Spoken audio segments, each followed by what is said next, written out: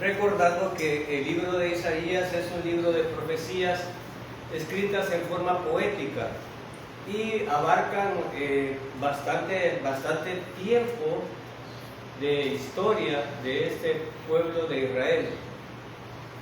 Isaías es uno de los profetas que tuvo más tiempo profetizando, y como podemos ver lo extenso del libro, abarca un montón de eventos que se ubican hasta la segunda venida del Mesías Yeshua. Entonces, pero ¿qué podemos aprender del profeta y qué podemos? Porque dentro de cuando el Señor usa al profeta, también le da lecciones al profeta. Y bueno, y se encuentra aquí envuelto hasta el nacimiento de un hijo de él, y que el nombre tenía el significado o fortalecía la promesa que Dios estaba haciendo, confirmando al pueblo de Israel, mediante la gobernación de un impío.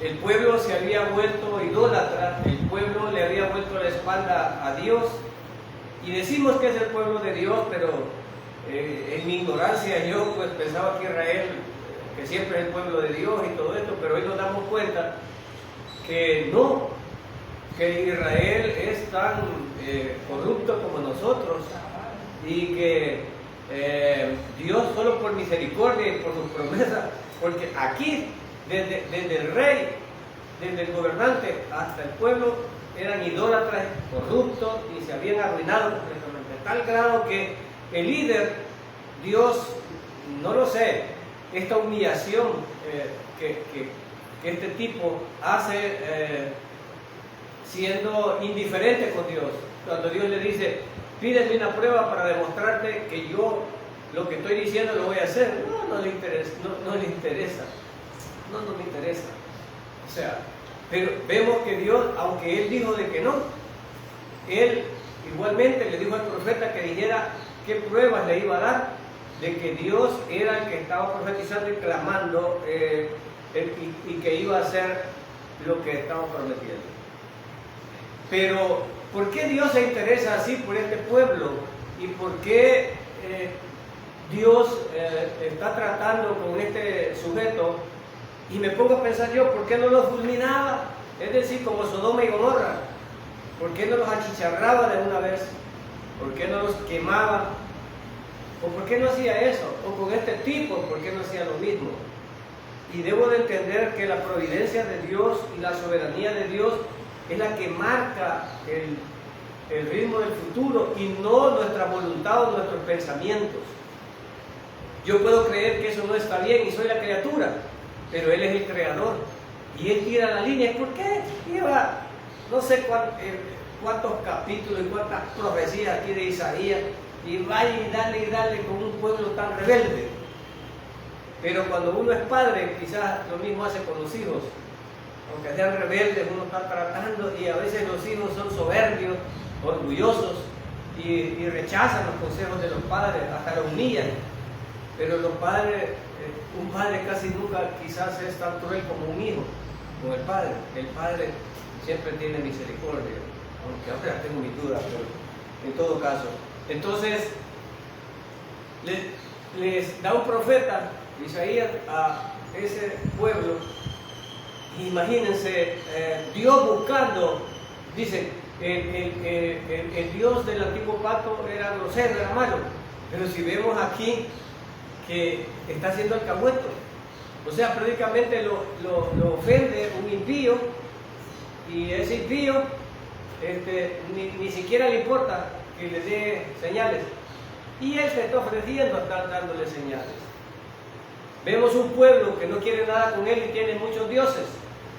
Y a veces nosotros nos sorprendemos cuando unos hermanos dan la espalda. Hay hermanos que parecen que han alcanzado salvación y de pronto los mira uno en el mundo, o los mira haciendo cosas que no, y uno los juzga. Y a veces uno dice, pero cuando miramos al pueblo de Israel, era más perdido que a saber qué.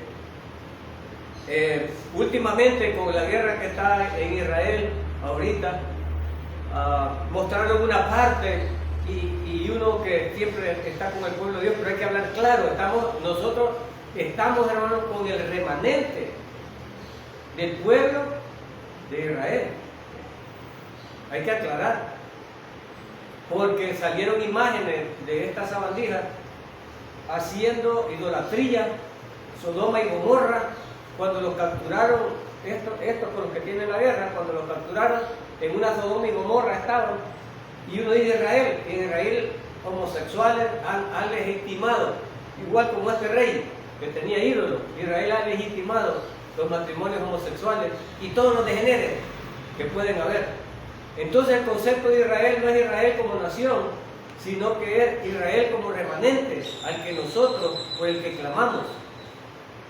Pero esta otra parte de este pueblo se comporta así como estaban comportando en este momento. Pero Dios, ¿a quién le importa en este momento? El remanente fiel. Y lo mismo pasa en las congregaciones, hermanos. Podemos haber un montón de corruptos, pero siempre hay un remanente fiel, que es el que Dios cuida. También hay naciones corruptas que Dios no las destruye porque hay un remanente fiel orando ahí. Pero Isaías estaba como clamando en el desierto. Y aquí estamos viendo a Israel y a Judá. Recuerden que estaban divididos y ambos se habían corrompido espiritualmente. Y no solo espiritualmente, hermanos, se habían vuelto corruptos también mundanamente.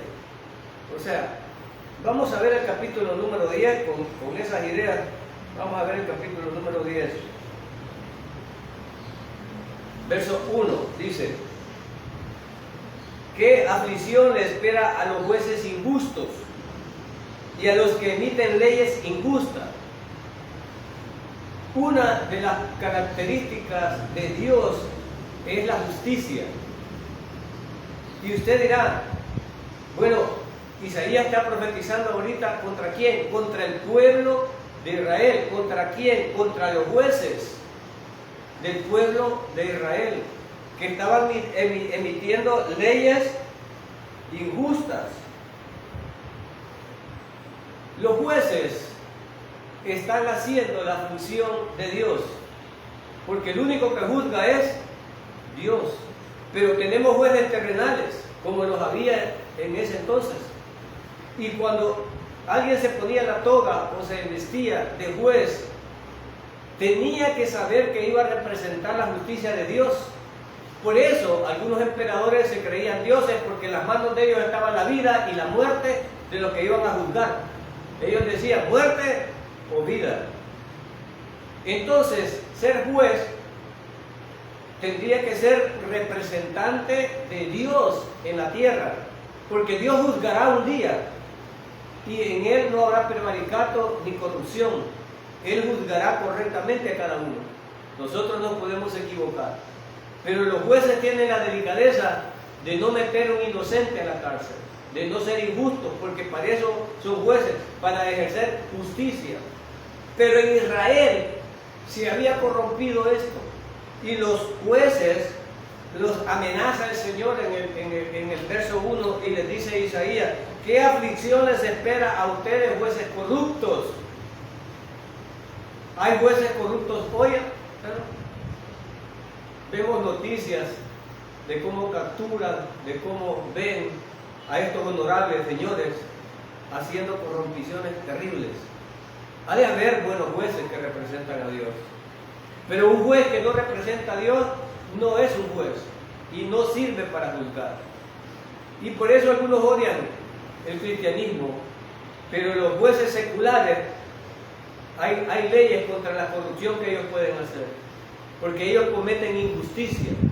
En nuestro país un montón de jueces fueron sacados y un montón de jueces eran juzgados porque soltaban a toda la gente delincuente, y el pueblo estaba sometido a un sufrimiento, a un terror terrible, una opresión que ya no se hallaba qué hacer. Había una tristeza y los jóvenes peligraban y todo era un terrorismo. ¿Por qué? Porque esta gente se burlaba de la ley. ¿Y cómo se burlaba de la ley? Los juzgados se burlaban de la ley. Los jueces se lavaban las manos, se las llenaban de dinero o acompañaban a estas personas, y estas personas impunemente actuaban protegidos por toda esta situación. En Israel estaba pasando esto. Ahora imagínense, nosotros lo entendemos porque vivimos un poquito de esto. Pero en Israel estaba pasando eso, y la amenaza, la profecía que les manda a decir Yahvé a través de Isaías, le dice: diles que pobrecitos estos jueces, que se aflijan, porque les espera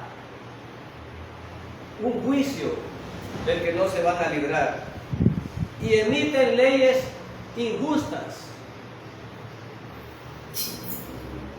En nuestros días, quien emite las leyes, en algunos países es el Senado, en nuestros países es la Asamblea Legislativa.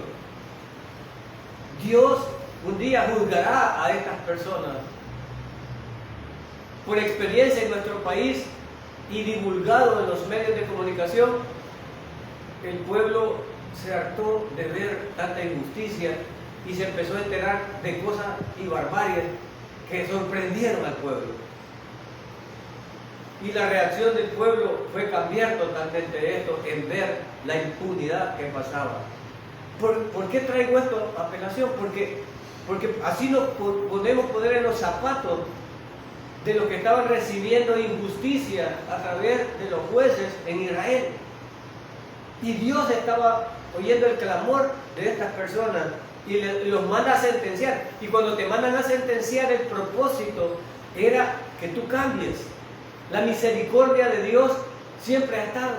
A Yahvé se le acusa de rudo, de cruel, pero esto lo dice la gente ignorante, porque pone la atención solo en el juicio, pero no pone la atención en el ruego y la prevención que Dios les hacía a través de los profetas para que cambiaran.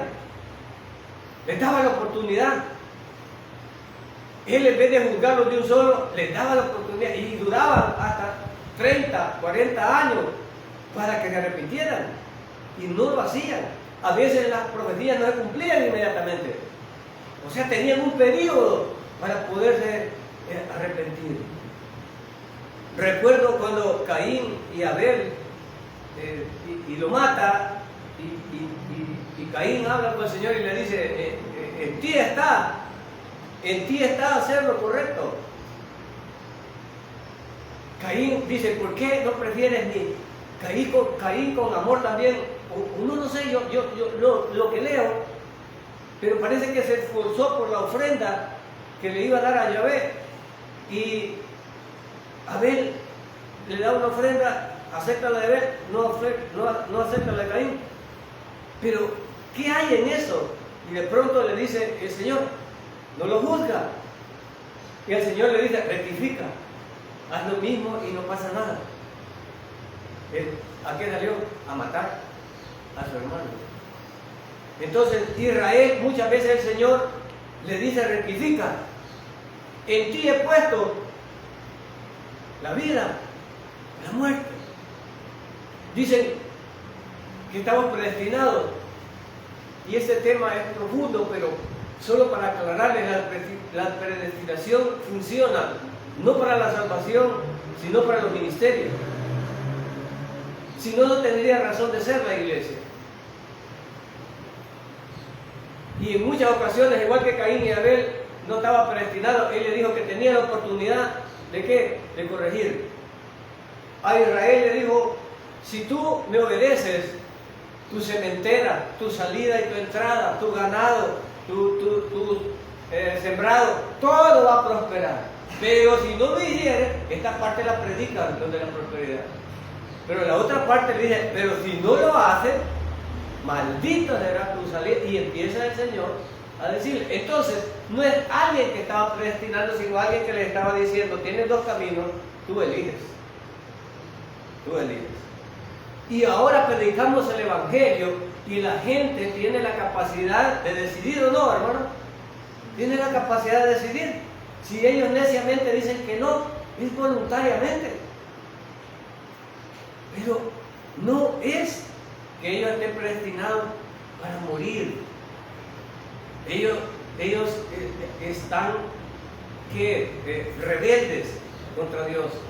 Ahora el pueblo, pero ¿cómo no comprenderlo si el pueblo de Dios le manda al profeta? Y por último, ¿qué hacía con los profetas de Israel? Los mataba. Bueno, ¿qué hizo con el Hijo del Señor? Matarlo. ¿Qué haces tú cuando te critican? ¿Qué hacemos nosotros cuando nos juzgan? Queremos matar y callar esa voz que nos está juzgando. Pero hoy vamos a aprender algo aquí muy interesante. Verso 1, entonces dice, el verso 1 es una sentencia para los jueces injustos y corruptos y para los que emiten leyes injustas. Verso 2, privan, y aquí hay algo que yo siempre he enmarcado: los pobres, las viudas y los huérfanos. Siempre los he enmarcado. No me llama la atención porque Dios cuida de todo, hermano. Dios cuida de todo y quiere que la iglesia y que los creyentes, que ya vas a entender, yo quiero que el Señor me toque, te toca a través de los hermanos de la iglesia. Vamos a entender aquí que el brazo de Dios es la iglesia en la tierra. Ahora vamos a entender en esta profecía a quién usa el Señor para hacer sus propósitos. Y dice aquí, privan a los pobres de la justicia. ¿Cuál es la sentencia por la que el Señor está enojado con Israel?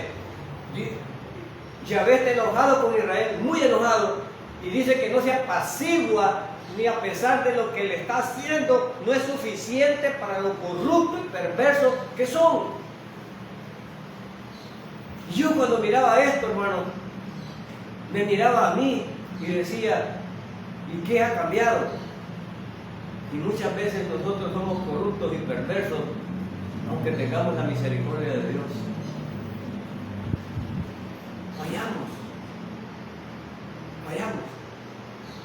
Tal vez no la dimensión de Israel, porque tenemos el Espíritu Santo. Ellos no lo tenían, recuerdan, ellos no tenían el Espíritu Santo.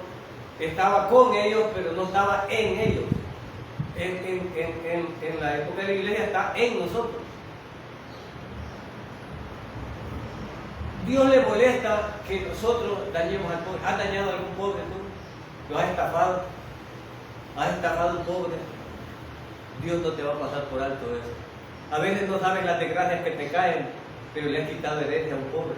Muchos ricos son ricos por haber engañado a un pobre. Muchas riquezas son corruptas, no son sanas, por trabajo arduo, sino por corrupción. Los políticos caen malditos y muchos con la vergüenza de haber caído presos, tan honorables, con casas de princesas, y luego se fueron a Mariona. Muchos de esos corruptos. Nosotros ni idea teníamos todo lo que robaban y todo lo que hacían, pero Dios los desenmascaró. Y Dios desenmascara a nosotros también. Y por eso ninguno de nosotros puede ser altivo ni soberbio, porque Dios sabe lo que somos. A Él no lo engañamos. Entonces, privan a los pobres de la justicia. Cuando estás oprimiendo a un pueblo y lo estás hundiendo con impuestos para estarte cargando riquezas, es obvio que Dios no va a aplaudir eso. Y peor si es el pueblo de Israel. Israel tiene un sistema de justicia tan bueno, hermano, que si el mundo lo tuviera, fuéramos felices en ese tiempo. No tendría que haber ningún judío pobre, porque Dios había creado un sistema que nadie iba a aguantar hambre. Las viudas, los huérfanos y los pobres, el sacerdote recibía el diezmo de grano y él lo repartía para que ninguno aguantara hambre. Y si tú le prestabas a un hermano dinero, es sin intereses, decía el Señor. Y si en 40 o 60 años, con derecho a corrección, en el año de jubileo, tu deuda era perdonada. Y la herencia volvía a la gente, a modo que las familias no se quedaran pobres, volvieran a rescatar lo que tenían. Eran leyes, Dios las había declarado para Israel. Pero aquí había pobres por los injustos, igual que los corintios cuando estudiamos Corintios, que los cristianos sinvergüenzas en la cena del Señor chupaban, comían pavo, pollo, y no les pagaban el sueldo a los pobres, no se los pagaban a los creyentes, hermanos. Y Pablo empieza a juzgar eso. Ahora en la iglesia habremos corruptos de esa manera que dañamos al pobre, que somos perversos. Entonces él dice, leyes injustas, privan a los pobres de la justicia y les niegan sus derechos a los necesitados de mi pueblo, explotan a las viudas y se aprovechan de los huérfanos. ¡Qué barbaridad, hermano! De los más desvalidos. ¿Quién protege a los más desvalidos? El Señor. ¿A través de quién? De las leyes y la iglesia. Las iglesias deberían ser garantes de proteger a la gente. Porque acá el Señor no quería que hicieran esto con los desprotegidos. Y menciona 3 clases de personas desprotegidas, las cuales la iglesia debería tener en alta estima también. Porque Dios así lo quiere. Dios así lo quiere.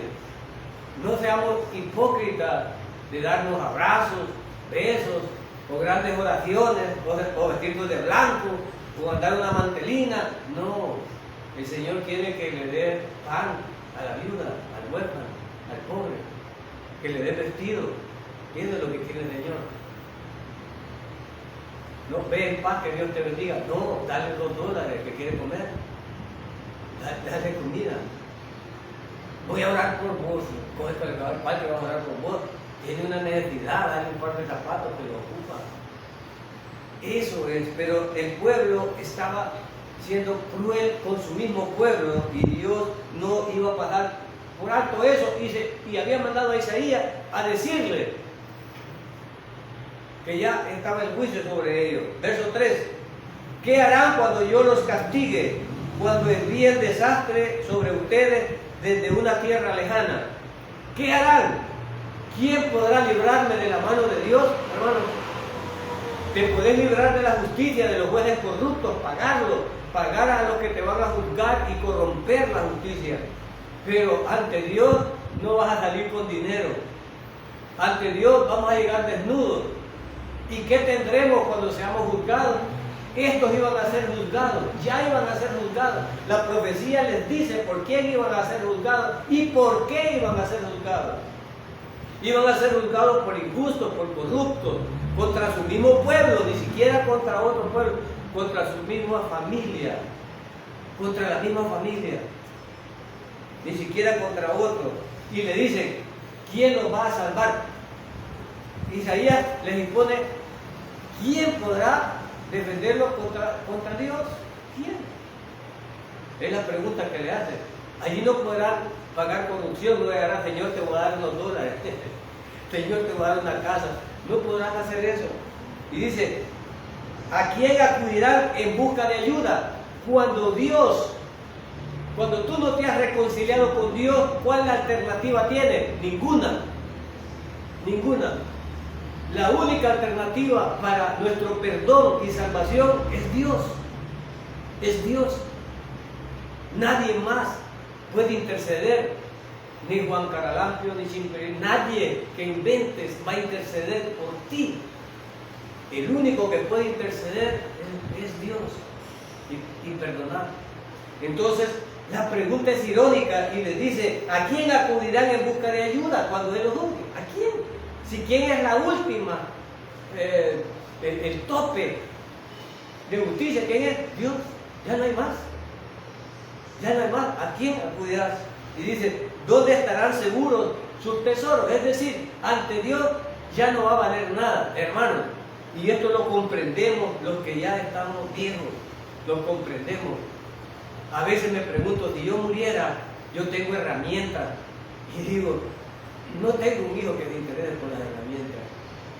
Y uno guarda cosas carambadas que los hijos van a botar. ¿Para quién vas a hacer? Digo yo. ¿Para quién? Y a veces me quiero comprar algo y digo, ya estoy viejo y no me compro esto. Y estos hipotes cuando agarran el pisto le van a dar cartón. Sí. Y si me fuera hoy, no me llevo nada. No sé qué tienes tú en tu casa que aprecies. Y cuando miras a tus hijos, ninguno de estos lo va a valorar.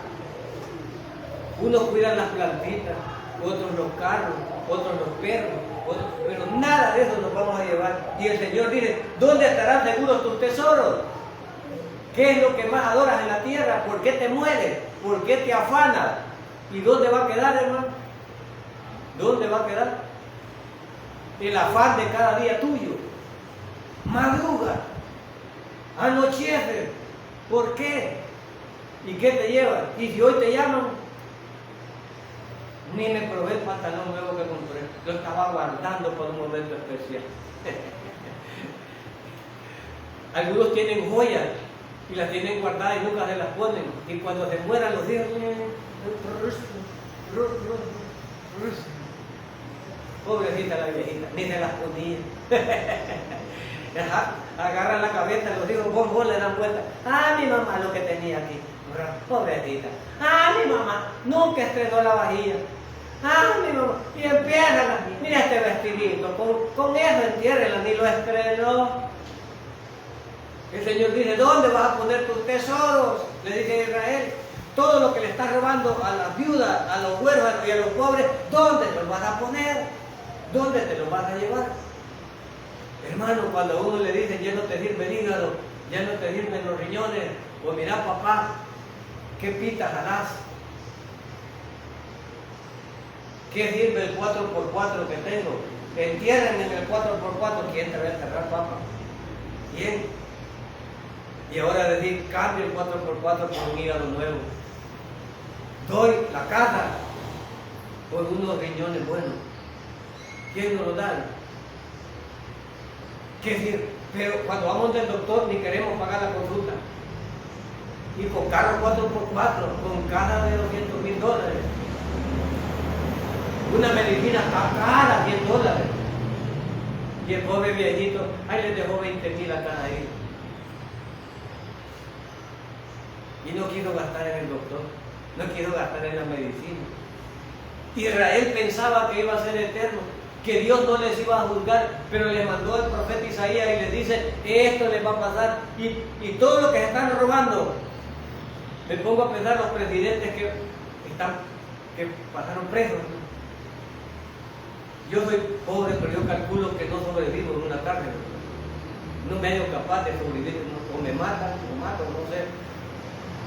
No podría sobrevivir en una cárcel yo. Y aquí hay presidentes que andaban hasta en helicóptero y fueron a parar a Mariona bañándose en un bocadito en la mañana, con una calzoneta blanca. Y los millones, hermano, no, hombre, no. Un mensaje que le decía Israel, ¿qué vas a hacer cuando yo te juzgue? ¿Qué vas a hacer? Verso 4. Irán tropezando como prisioneros, o quedarán tendidos entre los muertos, pero aún así no quedará satisfecho el enojo del Señor. Su puño sigue preparado para dar el golpe. Este verso a veces lo interpretan mal. Algunos dicen, el brazo del Señor está extendido para su gracia. No, Señor, está extendido para golpear. Algunos lo interpretan en la Reina Valera, parece que dijera que el brazo del Señor siempre está extendido. No, Señor, está extendido para golpear. Está extendido para golpear, dice. Irán tropezando. ¿Por qué? Porque aquí Isaías le iba a profetizar que los sirios, Asiria, ya los iba a arrastrar. Y esto es muy interesante, porque el puño del Señor sigue preparado para dar el golpe. Es decir, el Señor está enojado, ¿verdad? ¿Quién quiere enojar al Señor? ¿Quién quiere enojar a Dios? Yo me enojo en mi trabajo, me enojo en mi casa, y luego me pasa. Pero el enojo del Señor, Dios mío, no le va a pasar. Dios te va a juzgar si tú no te arrepientes, si tú no obedeces, si tú no escuchas. Él les estaba diciendo que escucharan, y dice que el puño de él estaba muy enfadado. Era poco lo que estaban sufriendo iban a sufrir para lo que habían hecho, es lo que el Señor les estaba dimensionando. Verso 5. ¿Qué aflicciones espera a Asiria? La vara de mi ira. Yo la empleo como garrote para expresar mi enojo. Aquí hay algo que aprender. El rey de Asiria, ya lo vamos a ver aquí, el rey de Asiria se creía poderoso, como algunos hermanos cuando ven caer en desgracia a otro hermano. Al fin, Dios lo juzgó a él, decimos nosotros. Pero yo, cuando leía esto, me pongo a pensar, y por eso digo, la iglesia entiende, tú eres el cuerpo del Señor. El Señor actúa a través de la iglesia. La iglesia son las manos y los ojos de Dios. Cuando Dios quiere hacer una bondad, usa a la iglesia. Te usa a ti, a mí, cuando Dios quiere hacer algo. Aquí Dios iba a castigar a Judá y a Israel, pero no les mandó fuego como Sodoma y Gomorra, no les mandó agua como en los tiempos de Noé. ¿Por qué? Porque Dios es soberano. ¿Y Dios qué les iba a mandar? A los asirios. Entonces, ¿qué aprendo yo? Que Dios, para corregir a sus hijos, usa otras personas que no tienen nada que ver con Él para hacer su propósito. Ahora Dios iba a hacer mal a Israel y a Judá, lo iba a corregir, pero para corregirlo no mandó fuego, no mandó agua. ¿A quién mandó? Y mira el verso 5, ¿qué aflicción le espera a Asiria? Aquí viene la sentencia y el uso. Y esto es interesante, hermano. Esto es interesante. Y hasta nos puede parecer injusto.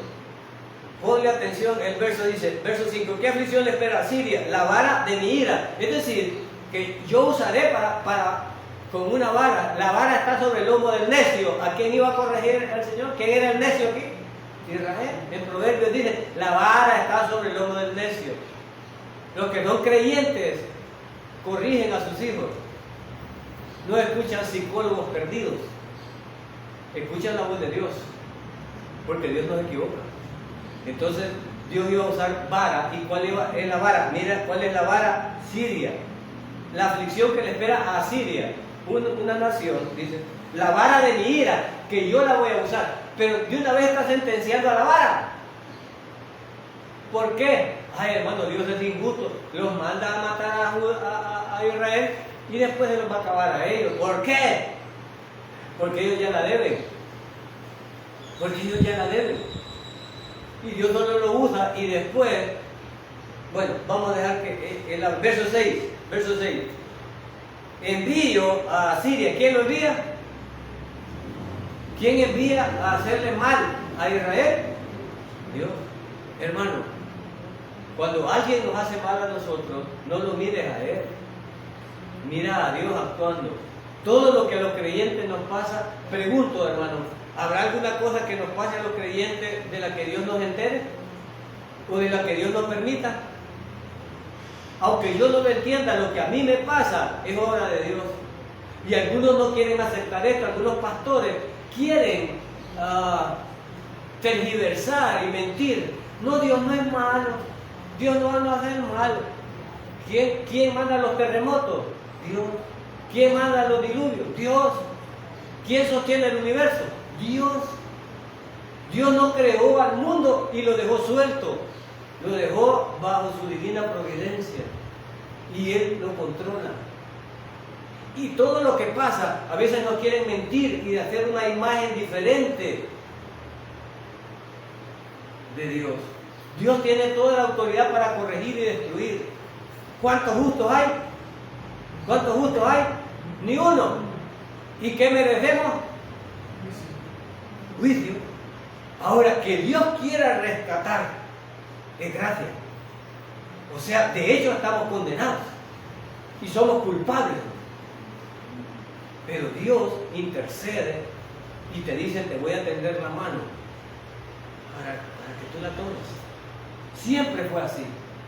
A Adán y Eva le dijo, te pongo aquí, de todo eres libre, no hagas esto, porque el día que hagas esto, le dijo claro la instrucción. Sí. Fue libre él de hacer lo que él quería. Y dice, ¿y por qué Dios puso ese árbol ahí?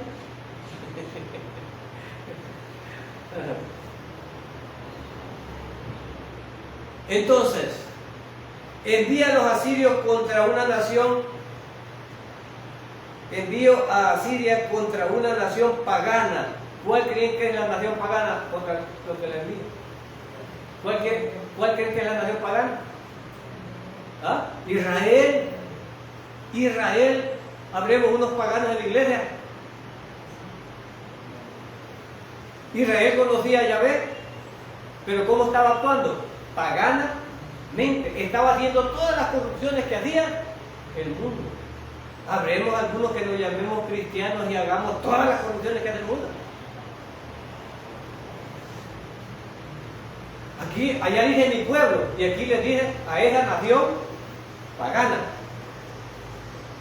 Pagana, porque estaban actuando de la misma manera. Contra un pueblo con el cual estoy enojado. Estoy enojado. Asiria los saqueará y los pisoteará como a polvo debajo de sus pies. ¿Ya ha sentido eso usted, hermanos? Yo ya he sentido eso, que Dios me ha hecho polvo. Yo he pasado crisis y me he sentido así, pisoteado, humillado.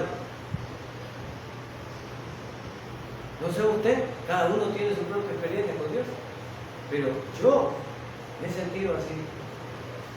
Y la soberbia, hay gente que aún así sigue estando soberbia, sigue estando arrogante. Y eso hizo el rey de Asiria, arrogante y soberbio. Y Israel, arrogante y soberbio, no buscó a Dios, buscaba unirse con otra nación para pelear contra el castigo que le mandaba el Señor. Aquí viene, vamos a luchar. Ellos estaban viendo al enemigo como lo vemos nosotros, mas no veían que era el brazo de Dios que los estaba castigando. Y cuando es castigo de Dios, ¿quién te lo quita? ¿Quién te lo quita? Cuando es castigo de Dios. Cuando es corrección de Dios, nadie te lo quita por más que le hagamos. No. Pues Israel lo intentó, haciendo unión con otras naciones. Según ella, solo era la batalla. No, Señor, es que tenés que ver hacia arriba. Y ellos estaban viendo hacia abajo. Y le dice aquí, que el cual estoy enojado, Asiria lo va a pisotear y lo va a hacer polvo. Verso 7. Pero el rey de Asiria no comprende que es mi instrumento. ¿Qué es mi instrumento? Su mente no funciona de esa forma. Su plan solo consiste en destruir, en aplastar a las naciones una tras otra. Este impío tenía razón. El impío no vive bajo los principios de Dios.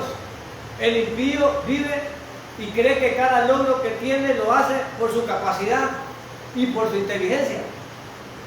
Y algunos de nuestro orgullo y soberbia creemos que la salud, que el dinero, que los hijos que tenemos es por nuestro esfuerzo y no por la providencia de Dios. Y este tenía razón porque no tenía conocimiento de Dios, era impío. Entonces él se iba ensoberbeciendo. Cada vez que sometía a una nación, ya vamos a ver la lista de las naciones que él iba destruyendo, y cada una venía en línea acercándose a Israel. Entonces él se empoderaba más. Cada vez que derrotaba una nación, soy fuerte, y derrotaba a otra, soy fuerte, pero nunca miraba. Y como dice el Señor, mire, dice ahí, su plan solo consiste en destruir. Nunca entendió que era el instrumento de Dios. Nunca entendió. Entonces, hermanos, ¿qué aprendo yo aquí? El vecino, el enemigo en el trabajo, el problema en el hogar. Es Dios que usa instrumentos para corregirnos a nosotros, nuestras conductas y lo que no estamos haciendo bien. Y nosotros queremos pelear igual que Israel. Mira al juzgado, mira. No, Señor, mira hacia arriba y pide perdón. Pide perdón. Voy a buscar el mejor abogado. No, el mejor que mujer, si no te reconcilias con el Señor y no te pones a cuenta, te va a tronar. Yo tuve un problema y me decían que buscar un abogado, que buscar allá, que buscar allá. No. Paga esto, que paga. No. No.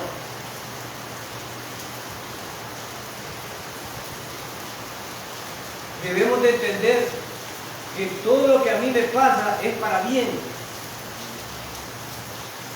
A veces yo les digo que en mi trabajo me siento que ya yo estoy casi tanto. Cuando viene alguien y me saca de quicio, digo, no soy nada. Otra vez la burra de trigo. Otra vez. Tengo un par de profesores y soy director de una escuela, por los que nos ven en internet, que no saben.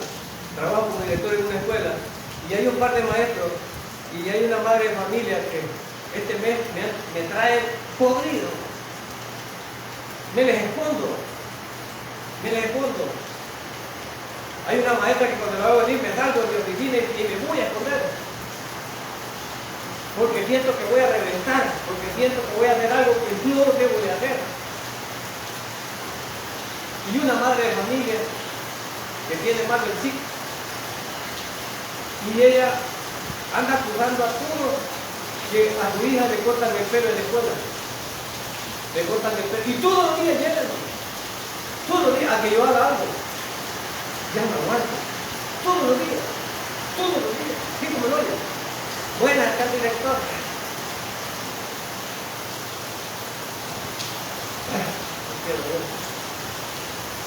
Parece que no es tan espiritual uno cuando Dios te dice, en la iglesia somos espirituales, pero aquí, hermano, ya la cosa cambia. Yo ya no hay lo que hacer. Se le ponen hasta las profesoras, a la señora, se le ponen. A veces somos soberbios y Dios nos demuestra, no eres nada. Sos algo por gracia. Porque hay algunos que le creen hasta viatos, aleluya.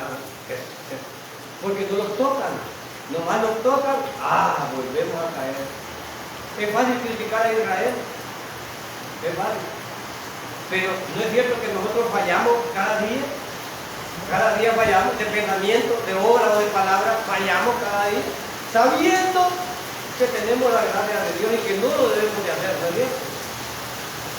Y a veces el Espíritu Santo nos dice, ¿para qué lo hiciste? ¿Para qué lo hiciste? Y uno se retrae de él, no debía haber hecho eso. Pero Israel no, y él era el enojo del Señor y por eso la mano de él no se quitaba. Verso 9, verso 8, dirá pronto cada uno de mis príncipes, serán un rey. Verso 9. Hemos destruido, y aquí viene la lista de los pueblos o países que había destruido el rey de Asiria, por el cual estaba él creído. Y dice, hemos destruido. ¿Quién dice que ha destruido? Él. Él y su pueblo. Dice que ha destruido a quién? A Calmo, como hicimos antes con Carquemis, con Hamá. Cayó ante nosotros como antes había caído Arpad. Y destruimos a Samaria como lo hicimos con Damasco. ¿Se da cuenta de la lista que hace el rey de Asiria? Dice, no, mire todo lo que nos hemos echado a nosotros y no nos vamos a echar las piches de Israel. Pero miren lo que dice, verso 10. Si hemos acabado con muchos reinos cuyos dioses eran más, no digamos con Israel. ¿Cuántos tiene Israel? ¿Cuántos dioses tenía Israel?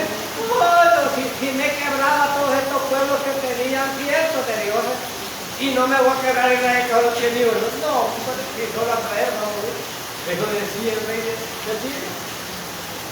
Nos quebramos todos estos pueblos que tenían un arco iris de dioses. Y no digamos Israel y Judá solo tienen uno. Miren qué interesante esto. Desde ya estaba dando testimonio de Israel. Pero lo que pasa es que Israel había imitado a los pueblos paganos. Y no sé si te ha pasado a ti, hermano, que un impío te corrija. Y usted que no es cristiano. Qué vergüenza, hermano. cuando le oyen una palabrota, o lo vayan en una sinvergüenzada, y usted que no es creyente. El rey de Asiria le estaba diciendo a Judá y a Israel, y ustedes que no lo tienen un Dios, porque tenían un chorro de dioses, por lo que Dios lo iba a castigar, porque se habían hecho paganos. Entonces, y él da testimonio, él decía que ellos tenían fama de tener un solo Dios, pero ellos ya habían corrompido, ya tenían un montón de Dios. Y no es cierto que así pasamos vergüenza nosotros a veces, hermano. Qué bonito baila usted, hermana, y que no creyente usted. Mira cómo es que bonito se mueve, hermano, que no es creyente. Ay, perdón, es cierto, no me acordaba. Aquí ellos, un impío le está diciendo a ellos, ustedes deben de tener un solo Dios. Y dice ahí, miren, muchos reinos cuyos dioses eran más grandes que los de Jerusalén y de Samaria. Por eso derrotaremos a Jerusalén y a sus dioses, tal como destruimos a Samaria con sus dioses. Verso 12. Después de que el Señor haya utilizado al rey de Asiria para llevar a cabo su propósito en el monte Sión y en Jerusalén, se volverá contra el rey de Asiria y lo castigará porque es soberbio. ¿Ok? Te uso, hacémele mal al hermano tal, pero después te voy a quebrar a vos también porque voy a la deber. Hermano, Dios usa. Usted no espere decir a Dios, hijo mío, no, algunos ni esperan, hijo mío, no. Le mandó un profeta, a nosotros nos da la palabra, para entender. Le mandó un profeta a decir, y luego le mandó un pueblo a corregir. A Dios te dice la palabra, no te juntes en yugo desigual, tú te lo haces. Él la palabra te la dio, y luego te manda la justicia. Y es la mujer que hace la vida imposible. ¿Ves? Así de chiste. Eso Dios te lo dijo.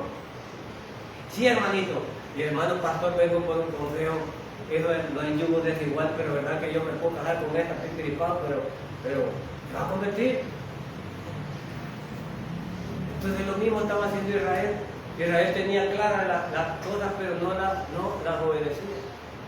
¿Verdad? Entonces Dios dice, no, yo voy a usar a este, pero después por haber dañado a mi pueblo también me lo voy a dañar a él. Hermano, Dios ve cómo actúa. Ahora Él actúa con el vecino, actúa con tus hijos, con tu esposa, actúa con cualquiera, corrigiendo tu vida porque te ama y porque estamos en su visión. Israel no merecía nada, le había dado la espalda a Él, pero Él insistía por su palabra porque Él es fiel, ¿no? Nosotros somos infieles, pero Él es fiel. Y Él tenía un pueblo y ese pueblo lo iba resguardando por Él, no por lo que el pueblo valía en sí. Y lo mismo nosotros como creyentes, nos salvamos de muchas, no por nosotros, sino por la misericordia que Dios tiene conmigo. Es por eso. Es por eso. Y a veces nos dieron enseñanzas mentirosas. Y yo ahora tengo que decirlo. A la gente buena solo le pasan cosas buenas. Mentira. Mentira. Y tú, mentira. Yo no le miento a mis hijos. Es falso. Tú no les puedes mentir eso. Entonces, ¿de qué me sirve hacer el bien? Con Dios te la vas a arreglar. Es como cuando alguien le dice que somos salvos por el traje. Ah, pues voy a hacer todo lo malo. Entonces no eres salvo. Porque si tuvieras el Espíritu Santo, te dieras cuenta de que no es esa el camino. No dirás, busco al Señor y le adoro, porque me ha salvado. Lo mismo con nuestros hijos, ¿verdad? Hijo, usted no debería de hacer tal cosa, pero si la hace, pues le va a pasar tal cosa, ¿verdad? Entonces el Señor tiene propósitos y Él es soberano. Por lo tanto, ninguno de nosotros puede amarrar a que Dios haga lo que uno quiere. Dios hace lo que Él quiere. Ahora yo no sé por qué estoy enfermo. Yo no sé por qué el hermano tiene dinero y yo estoy tan pelado que voy quebrado con yo comido. Yo no sé por qué me rebusco como gato panza arriba y no hago nada. Y fulano tiene plata y no hace. Y qué suerte, tío.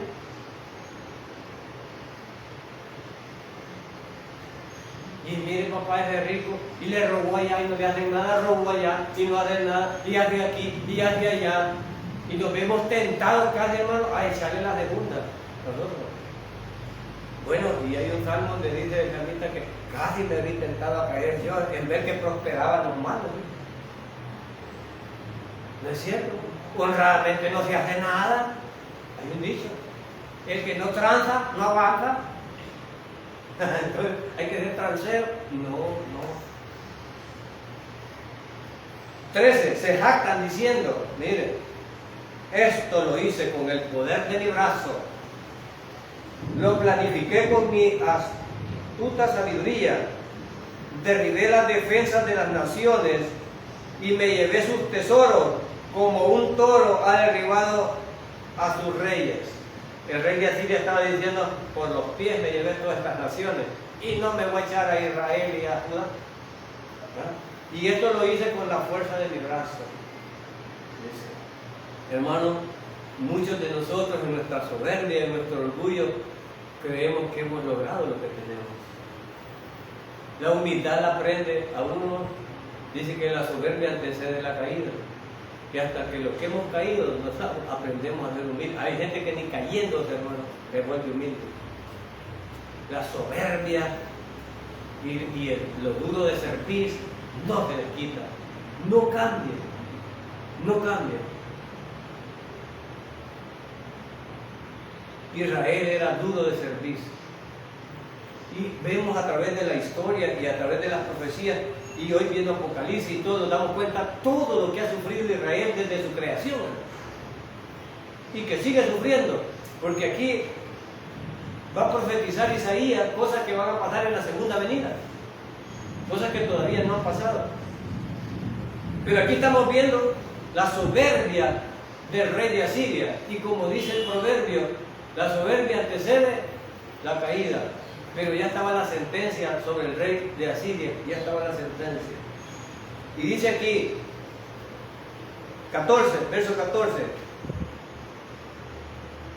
les robé las riquezas a sus nidos y me he adueñado de reinos como un campesino recoge huevos.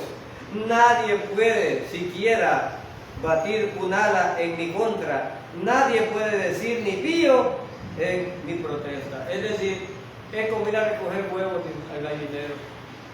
Así decía el rey de Israel. Y yo pensaba que estas naciones es como que el campesino recoge huevos. Es como ir a robar los pollitos, ir a robar allí. No cuesta nada. A mí nadie me paga. Algunas personas, hermanos, tienen esta soberbia, este orgullo. Pero Dios ya había dado la sentencia para este rey. Ahora la profecía se toma en base a Judá e Israel, pero también hay profecía para el rey de Asiria, para este pueblo. Estamos viendo que este pueblo es un instrumento que Dios está usando para corregir a su pueblo, pero que al mismo tiempo Dios va a corregir a ellos también. Y el chiste está que cuando el pueblo se arrepiente, Dios lo levanta y a veces derrota al que lo ha sometido. De esa forma. Entonces Dios usa instrumentos para nuestro bien. ¿Para qué está usando Dios estas conquistas y estas invasiones que le van a hacer al pueblo de Judá e Israel? ¿Para qué? Para que se conviertan, para que vuelvan a Él. Ahora la pregunta es, hermanos, vamos a quedarnos en esto, verso 14.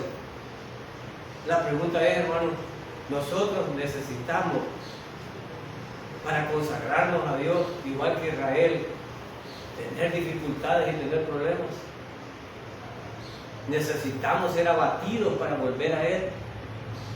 Habremos algunos que necesitamos una enfermedad, necesitamos una pobreza, necesitamos algo para volver a Él. Israel necesitaba disciplina del Señor para que volviera a Él. Porque todo esto que iba a ocurrir y que lo estaba anticipando el Señor era para que volvieran a Él. O por lo menos para rescatar el remanente que había entre ellos. Porque nos vamos a dar cuenta que el resto del capítulo, el próximo estudio, que Dios estaba viendo por un remanente que había ahí. Un remanente que había ahí. ¿verdad?